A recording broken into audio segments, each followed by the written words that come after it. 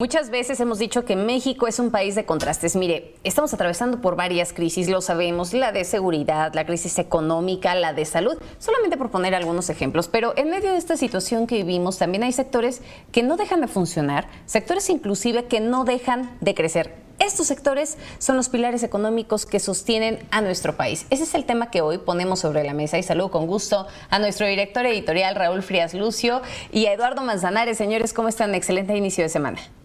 Qué gusto saludarte, Eduardo, qué gusto saludarte. Raúl. Dice bien Magda, estos contrastes que tenemos, por un lado, tenemos cosas, pilares, como lo hemos nombrado aquí en Mega Noticias, pilares que le dan sustento a este país. Cada entidad con sus diferentes pilares, ya sea en minería, en agricultura, en puertos, en automotriz, en manufactura, de alguna forma sigue caminando a pesar de tener políticas públicas que no ayudan, que tenemos falta de inversión, que tenemos violencia, que tenemos todas estas cosas que le duelen al país. Finalmente, sí, en un balance de alguna forma, pues ahí vamos, ¿no? Por un lado, falta de inversión, pero por otro lado, también se sigue creando manufactura, empresas que siguen creyendo en que en México se puede tener avances. Y este es exactamente los contrastes que muchas veces nos cuesta mucho trabajo entender, Eduardo, y que es el tema que hoy ponemos sobre la mesa en este podcast, que ya está, por cierto, quiero anunciarlo,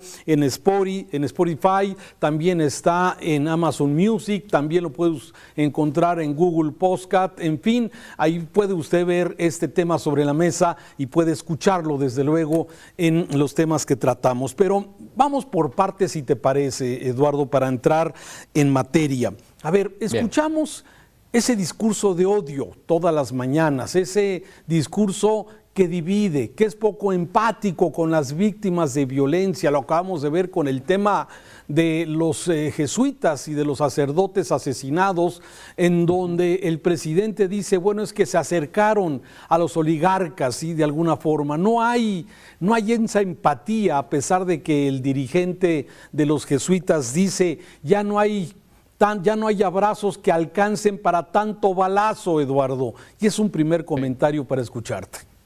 Sí, es un país de contrastes, Raúl, pareciera mentira. México, lo hemos dicho en ocasiones anteriores, es un país que lo tiene todo. Tenemos agricultura, tenemos ganadería, tenemos pesca, tenemos minería, tenemos industria, pero lo más importante es que tenemos personal capacitado.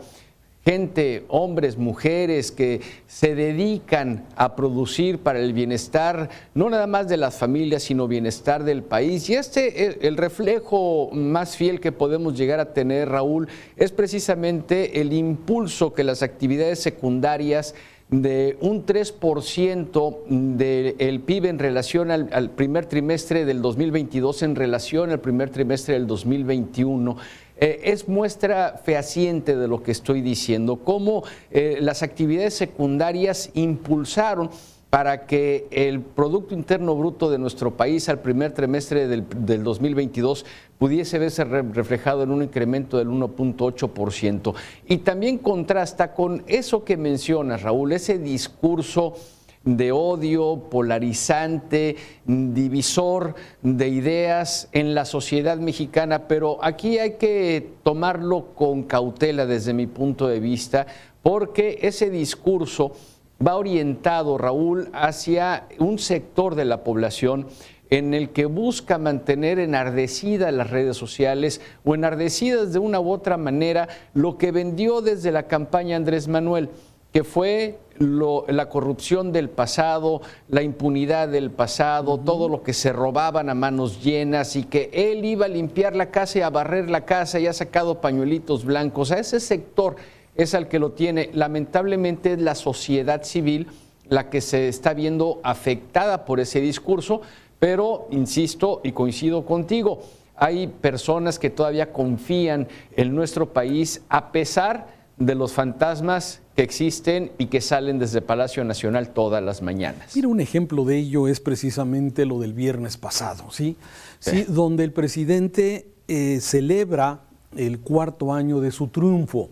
y también la inauguración de esta refinería, inauguración de una refinería que no va a operar y que no va a funcionar y que no va a dar un litro de gasolina quizás hasta finales del 2023. ¿Sí? De alguna forma, ¿cómo si a través de esta narrativa de una inauguración de una obra que está a la mitad, en donde se hace toda esta, pues todo el show que pudimos observar durante el viernes pasado, precisamente para cumplir con este capricho del Ejecutivo de estas obras que de alguna forma las ha nombrado prioritarias? Una refinería, Dos Bocas, que no va a generar gasolina hasta el próximo año, lo reconoce la autoridad, pero sin embargo, bueno, se hizo todo este show de alguna forma para seguir con esa narrativa. Una inversión que originalmente iba a ser de 8,000 millones de dólares, un mundo de dinero, pero que de acuerdo al INCO se han invertido más de 16,000 millones de dólares. Sí, en un asunto, en una refinería que hoy por hoy, de acuerdo con lo que dicen los expertos aquí mismo en Mega Noticias, los hemos escuchado, Eduardo, sí, una refinería que tendrá un uso de 10, 12, 15 años, quizás cuando una refinería se programa para 30 o 50 años. Pero bueno, como nos sobra el dinero en México, entonces le estamos invirtiendo en esta obra y en esta inauguración de papel de mentiritas que se dio el viernes pasado. Una inauguración completamente de papel, pero mira cómo ese discurso, esa narrativa le funciona muy bien a Andrés Manuel, porque a final de cuentas lo que la gente está replicando en redes sociales es que Calderón construyó una barda en Hidalgo y Andrés Manuel construyó una refinería completa. No les importa que no vaya a refinar petróleo, Raúl. No les importa que no sirva para lo que fue. Es más, no les importa cuánto haya costado. Lo importante es que lo cumplió de acuerdo a lo que él dijo. Voy a inaugurar una refinería, pues voy y lo inauguro. Voy a inaugurar un aeropuerto, pues voy y lo inauguro. Oye, pues es que el aeropuerto no es funcional, no tiene los caminos a los que te comprometiste, pero yo me comprometí al aeropuerto. Oye, es que vas a refinar, pues en un futuro voy a refinar, pero yo me comprometí con la refinería. Entonces, a final de cuentas, esa narrativa que utiliza Andrés Manuel mantiene todavía a algunas personas en el interés de seguirlo, de quererlo o de adorarlo. Pero, pues lamentablemente para el país no le sirve. No le sirve tener una refinería que va a empezar a refinar. Y déjame te digo esto de acuerdo a los expertos que he podido leer. Siempre y cuando el petróleo sea ligero. Porque si el petróleo es el típico petróleo maya, que es extremadamente denso, pues necesita las coquizadoras completas. Y no van a estar de aquí al 2023 completas para que se pueda utilizar el petróleo mexicano para la realización de gasolinas y de diésel, porque sin esas coquizadoras, con 2 torres todavía en alta mar, como lo reconoció Rocío Nale, la misma inauguración, es decir, el viernes, pues simplemente esto no va a avanzar. Bueno, y ese es exactamente de ese contraste estamos hablando, ¿sí?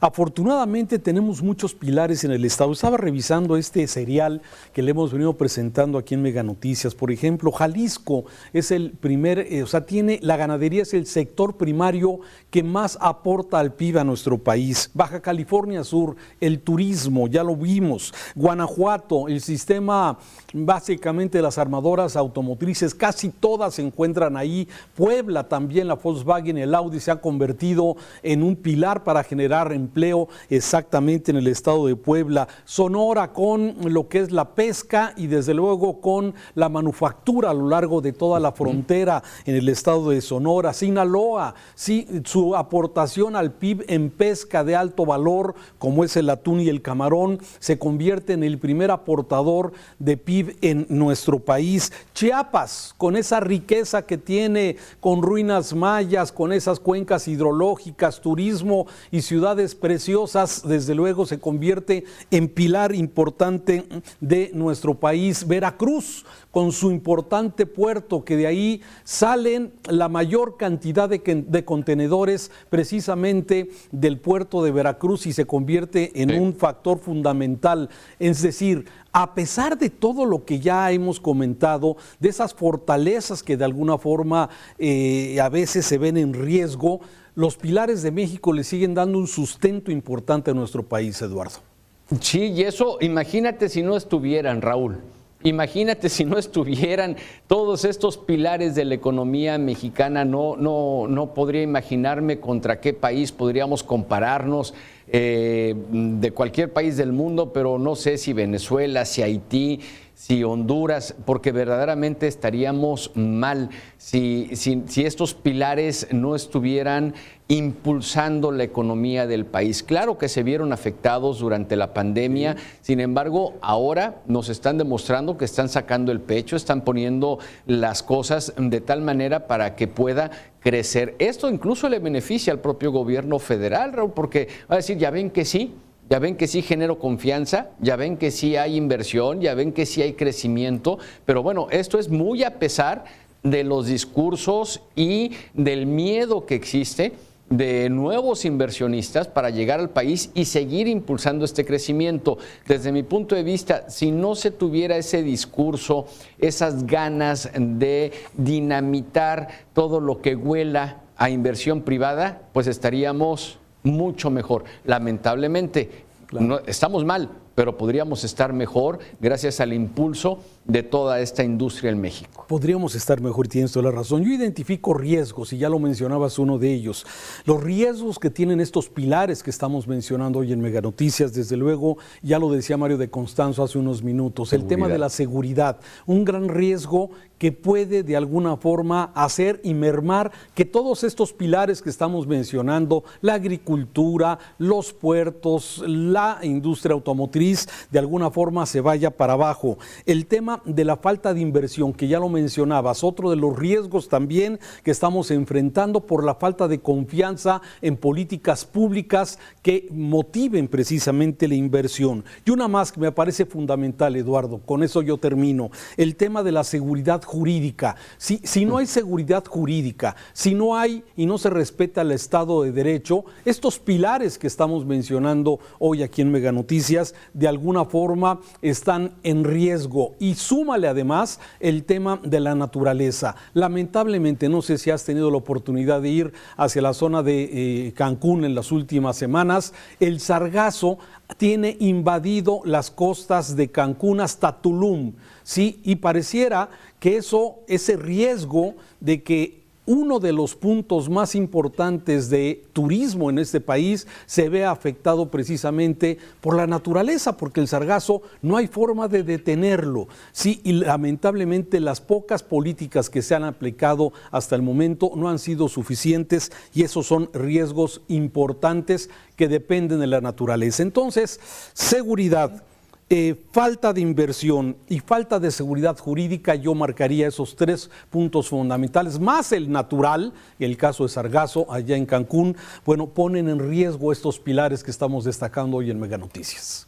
Y la falta del Estado de Derecho, Raúl, yo le añadiría lo que tú bien acabas de comentar.